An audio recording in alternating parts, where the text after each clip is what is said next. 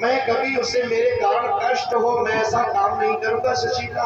मेरे स्वामी को मेरे कारण कष्ट ना हो, यही प्रेम है, इसे भक्ति कहते हैं, जिसमें दूसरे को कष्ट ना हो। ये यदि प्रत्येक मानव ये ध्यान रखे कि मेरे द्वारा किसी का मन ना दुखे, मेरे द्वारा कोई पाप ना हो जाए, मेरे द्वारा झूठ ना बोला जाए, तो भैया सब अपने आप ही सुधर जाए। यदि जीव खुद सुधर जाए, खुद की गलतियां सुधारने लगे, तो भैया सब संसार अपने आप सुधर जाए। लेकिन समस्या ये है कि हम खुद नहीं दूसरे का ठेका लेते हैं, हम ठेकेदार बनते हैं। समस्या समाज की। तो कहा गया, सुदामा ने कहा सुशीला, और यदि उसने मुझे पहचाना नहीं तो मैं तो जी भी नहीं पाऊंगा सुशीला। मैं यदि जी रहा हूँ, मेरे श्वास चल रहे तो मेरे ठाकुर के नाम के सहारे ही चल रहे। सुशीला, यदि उसने मुझे पहचानने से मना कर दिया तो मेरी तो जीने का सहारा छूट जाए, मैं जी नहीं पाऊंगा। मैं तो अरे बदला भी नहीं ले पाऊंगा सुशीला। क्यों? क्योंकि महाभारत में कभी जाओगे तो महाभारत में गुरु द्रोणाचार्य, जब द्रोणाचार्य गुरु जी एक अपने कुटिया में रहने लगे तो द्रोणाचार्य का बेटा था अश्वत्थामा।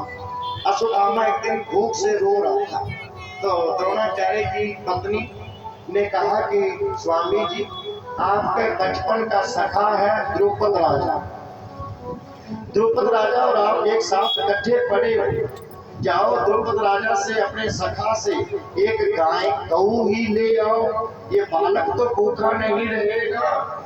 तो द्रोणाचार्य द्रुपद राजा की सभा में गए, और जैसे द्रोणाचार्य द्रुपद राजा की सभा में गए तो द्रोणाचार्य ने कहा, द्रुपद राजा क्या मुझे पहचानते हो? हम बचपन के सखा हैं, हम एक गुरुकुल में पढ़े, एक गुरु सनिध्य में पढ़े, इसलिए आज मैं तेरे पास आया हूं सखा, मुझे एक गऊ चाहिए। तो द्रुपद राजा भरी सभा में हंसने लगे। द्रुपद राजा ने कहा, द्रोणाचार्य, इस भरी सभा में आकर के तूने मुझे बचपन का सखा कह के मेरी महिमा मिटा दी। अरे ये बड़े बड़े राजकुमार क्या समझेंगे मैं तेरे जैसे निर्धन ब्राह्मण के साथ पढ़ता था। द्रुपद राजा ने कहा कि द्रोणाचार्य, यदि तू मेरी सभा में भैया एक ब्राह्मण बन के आता, एक भिक्षु बन के आता, एक याचक बन के आता, तो मैं तुझे एक गऊ नहीं ऐसी 100,000 गऊ दान देता। लेकिन तूने भरी सभा में बचपन का सखा कहा, अब तुझे एक गऊ नहीं दूंगा, क्योंकि सखा तो बराबर वाले होते हैं। द्रोणाचार्य, तेरी मेरी कोई बराबरी नहीं है, मैं राजा और तू रंक।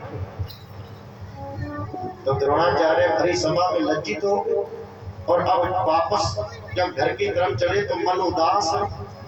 आज मन उदास दुखी मन से जब घर जा रहे तो रास्ते में कौरव पांडव मिल गए। कौरव पांडव की गेंद कुएं में गिरी, द्रोणाचार्य ने तीर मार के बाहर निकाली।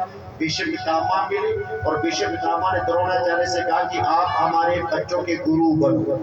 तो जब द्रोणाचार्य ने कौरव पांडव को शिक्षा दी तो कौरव पांडव ने द्रोणाचार्य से कहा, गुरुजी गुरु दक्षिणा मांगो क्या थे?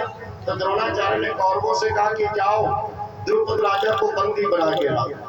तो कौरव द्रुपद राजा को बंदी बनाने गए तो कौरव हार गए।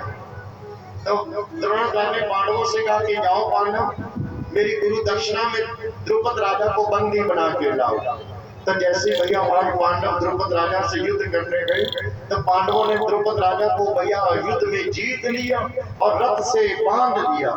जैसे रथ से बांध करके गुरु आश्रम में लेके आए तो पांडवों ने कहा कि गुरुजी जरा बाहर आइए, देखिए आपकी गुरु दक्षिणा लेकर के आए हैं। तो जैसी कुटिया से भैया द्रोणाचार्य की बाहर निकले और द्रुपद राजा ने द्रोणाचार्य को देखा तो द्रुपद राजा ने कहा, द्रोणाचार्य जी, मैं और तुम हम एक ही गुरुकुल में पढ़ते थे, हम बचपन के सखा हैं, हमारा एक ही गुरु है। अरे पांडवों से मुझे बचाओ, ये तो मेरे प्राण ही निकाल लेंगे। तो द्रोणाचार्य का, द्रुपद राजा, तूने मेरे बिन परम योद्धा पांडवों के सामने तूने मुझे बचपन का सखा कहकर के मुझे लज्जित कर दिया। अरे ये मेरे 5 योद्धा शिष्य क्या सोचेंगे कि मैं तेरे जैसे नलायक ड्रबों के साथ पढ़ता था। अरे बचपन का सखा कह रहे हो, मित्रता बराबर वालों के साथ होती है द्रुपद राजन। आज तू बंदी है और मैं तेरा मालिक हूँ, तू मेरा बंदी है, तेरी मेरी कोई बराबरी नहीं। यदि तू मेरे शरण में, मेरी कुटिया में यदि अपने प्राणों की भीख मांगता तो मैं तुझे अपने शिष्यों से आजाद कर देता, लेकिन तूने बचपन का सखा कह दिया। तो द्रुपद राजा लज्जित हो गए, हाथ जोड़ दिए, रोने लगा, द्रोणाचार्य मुझे क्षमा करो, मैं धन के अभिमान में डूब गया था। तो द्रुपद राजा ने कहा राजन आज, द्रोणाचार्य ने कहा राजन आज के बाद तेरा आधा राज मेरा होगा और तेरा आधा राज तेरा होगा, हम बराबर के हो गए, अब हम दोनों सखा रहेंगे। तो आज सुदामा ने कहा कि द्रोणाचार्य का अपमान हुआ। तो द्रोणाचार्य विद्वान था, उसके 5 शिष्य परम योद्धा थे, तो उसने तो द्रुपद राजा से भैया अपने लज्जित होने का, अपमान होने का बदला ले लिया। लेकिन मैं तो एक निर्धन साधारण ब्राह्मण हूँ सुशीला, यदि प्रभु ने मुझे ना पहचाना तो मैं तो बदला भी नहीं ले पाऊंगा, जी भी नहीं पाऊंगा।